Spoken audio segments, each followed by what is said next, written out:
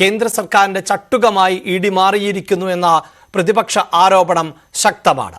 E ഡിക്കെതിരെ ആഞ്ഞടിച്ച് കോൺഗ്രസും രംഗത്ത് എത്തിയിരിക്കുന്ന ഒരു പശ്ചാത്തലം ആണ് ഇപ്പോഴുള്ളത്. പ്രത്യേകിച്ച് അരവിന്ദ് കെജ്രിവാളിന്റെ അറസ്റ്റിൽ ആണ് വ്യാപകമായ പ്രതിഷേധം ഉണ്ടാകുന്നത്. ഇന്ത്യ മുന്നണി ഒന്നടങ്കം ഈ പ്രതിഷേധം ശക്തിപ്പെടുത്തുകയാണ്. ഇതിന്റെ ഭാഗമായി നാളെ പ്രധാനപ്പെട്ട റാലികൾ ഉൾപ്പെടെ നടത്തുവാൻ തീരുമാനിച്ചിട്ടുണ്ട്. പ്രതിഷേധങ്ങൾ ഉൾപ്പെടെ നടത്താൻ തീരുമാനിച്ചിട്ടുണ്ട്. വാർത്തയുടെ വിശദാംശങ്ങളുമായി നാഷണൽ ഡെസ്കിൽ നിന്ന് ER രാഗേഷ് ആണ് ചേരുന്നത്. രാഗേഷ്, കേരളത്തിലും ഇ ഡി വലിയ ചർച്ചാ വിഷയമാണ്. അതുകൊണ്ടുകൂടിയാണ് നമ്മൾ വാർത്താരംഭം ഇ ഡിയിൽ നിന്ന് തന്നെ തുടങ്ങിയത്. പക്ഷേ ഇപ്പോൾ ദേശീയ തലത്തിൽ വലിയ ചർച്ചയായിട്ടുള്ളത് അരവിന്ദ് കെജ്രിവാളിന്റെ അറസ്റ്റാണ്. ഇ ഡി കസ്റ്റഡിയിൽ കെജ്രിവാൾ തുടരുകയാണ്. അവിടെ ഭരണം ഏത് നിലയിലാണ് ഇനി മുന്നോട്ട് പോവുക എന്നത് സംബന്ധിച്ച ആശങ്കകൾ ഉണ്ട്.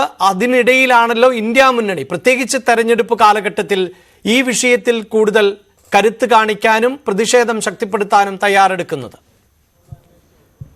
അഭിലാഷ്, കേന്ദ്ര അന്വേഷണ ഏജൻസികളെ സർക്കാർ ദുരുപയോഗം ചെയ്യുന്നു എന്ന ആരോപണം പ്രതിപക്ഷം കാലങ്ങളായി ഉന്നയിക്കുന്നതാണ്. ഇപ്പോൾ ഏറ്റവും ഒടുവിൽ അരവിന്ദ് കെജ്രിവാളിന്റെ അറസ്റ്റും സമാനമായ രീതിയിലുള്ള ആരോപണം തന്നെ ഉന്നയിക്കുകയാണ് പ്രതിപക്ഷം. അതായത് കേന്ദ്ര ഏജൻസികളെ ഉന്നയിച്ച് വേട്ടയാടുമ്പോൾ BJPയിൽ എത്തുന്ന അല്ലെങ്കിൽ BJPയുടെ ഭാഗമാകുന്ന നേതാക്കൾക്കെതിരെ ആ നടപടി അവസാനിപ്പിക്കുന്നു എന്നാണ് വ്യക്തമാക്കിയിരിക്കുന്നു. പ്രത്യേകിച്ച് പ്രഫുൽ പട്ടേലിനെ അടക്കം അതിനായ കേസുകളൊക്കെ കഴിഞ്ഞ ദിവസം അവസാനിപ്പിക്കുന്ന സാഹചര്യം പോലും ഉണ്ടായിരുന്നു. ഏതായാലും അരവിന്ദ് കെജ്രിവാളിന്റെ അറസ്റ്റ് ഒരു രാഷ്ട്രീയ ആയുധമാക്കുകയാണ് പ്രതിപക്ഷം.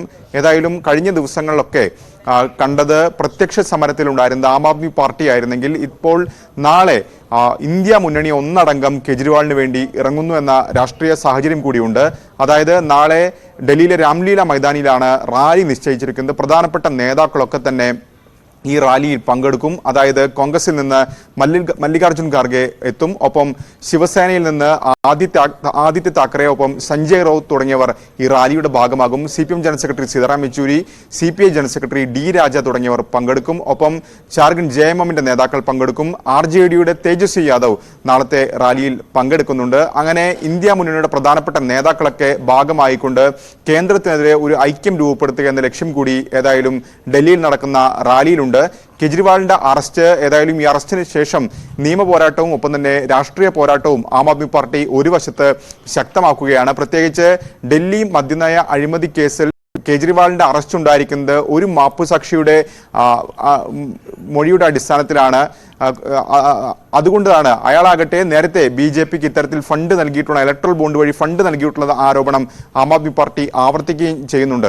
ഏതായാലും നാളത്തെ റാലിയിലും സമാനമായ നീക്കം തന്നെയായിരിക്കും, ഒരു ഐക്യവേദി രൂപപ്പെടുത്തുക എന്ന ലക്ഷ്യം തന്നെയായിരിക്കും പ്രതിപക്ഷ കക്ഷികൾക്കുള്ളത്. പ്രത്യേകിച്ച് ഡൽഹിയിൽ ഇത്തവണ 2014 2019 അപേക്ഷിച്ച് ആം ആദ്മി പാർട്ടിയും കോൺഗ്രസും സഖ്യമായി മത്സരിക്കുന്ന ഒരു സാഹചര്യം കൂടിയുണ്ട്.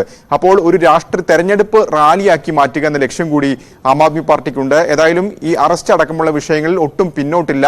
നിയമപരമായ പോരാട്ടവും രാഷ്ട്രീയ പോരാട്ടവും തുടരുമെന്ന നിലപാടിൽ തന്നെയാണ് ആം ആദ്മി പാർട്ടിയുള്ളത്. ഇന്ത്യ മുന്നണിക്ക് നേതൃത്വം നൽകുന്ന കോൺഗ്രസ് ആകട്ടെ ആദായ നികുതി വകുപ്പിന്റെ കൂടി നടപടികൾ നേരിട്ടുകൊണ്ടിരിക്കുകയാണ്.